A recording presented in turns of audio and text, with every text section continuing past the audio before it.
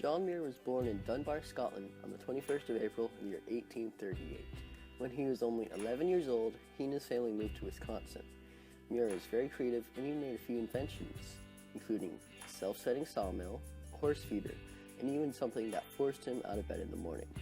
With the help of his inventions, Muir got accepted to the University of Wisconsin in the early 1860s. A few years later, he started studying botany and really got excited by the natural world. Traveling by foot, Muir took on jobs to support himself while he explored nature, such as becoming a shepherd. During one job as a factory worker, he was injured and became blinded for some time.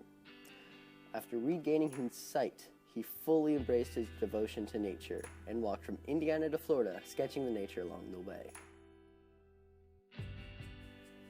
He then made his way to California, which began his passion for the Sierra Nevada.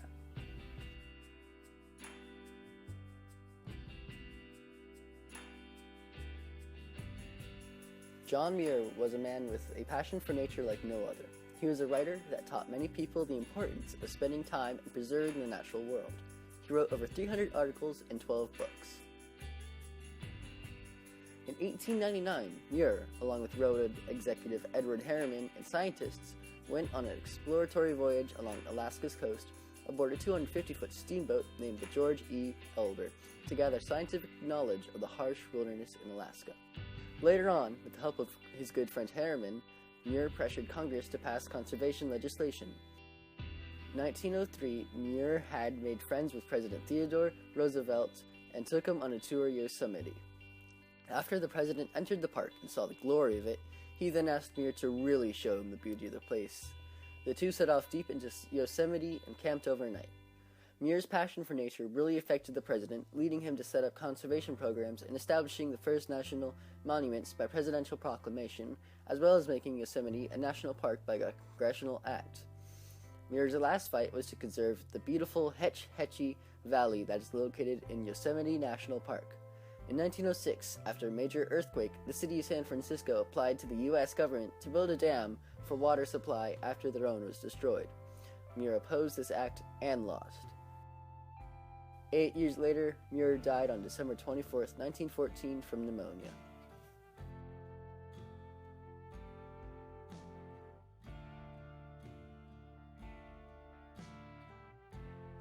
John Muir's leadership showed throughout this country even after his death.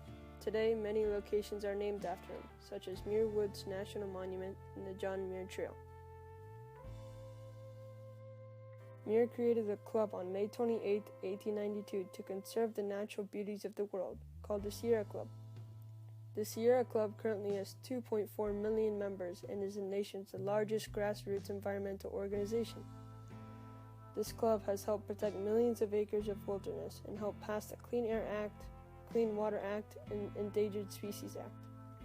They have also retired 179 coal-fired power plants. Coal plants are the nation's top emitter of carbon dioxide, the main cause of global warming. Muir was also a writer, and he began publishing ecology-oriented articles via newspaper in the early 1870s. After many observations, he offered theories about Yosemite's geological structures being formed by glacial activity, contradicting previous scientific theories. Many of Muir's work have influenced people to stand up and conserve the natural beauties of the world. His first appearance in print was by accident. A person he did not know and without his awareness published a personal letter to his friend G.N. Carr, describing Calypso borealis, a rare flower he had walked upon. I found beautiful Calypso on the mossy bank of a stream, growing not in the ground, but on a bed of yellow mosses in which its small white bulb had found a soft nest, and from which its one leaf and one flower sprung. No other bloom was near it, for the bog, a short distance below the surface, was still frozen, and the water was ice cold. It seemed the most spiritual of all flower people I had ever met.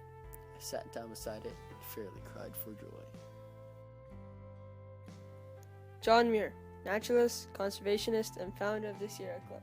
Constantly protecting the natural world with everything he could, John Muir was the father of some of the most historic and beautiful natural parks.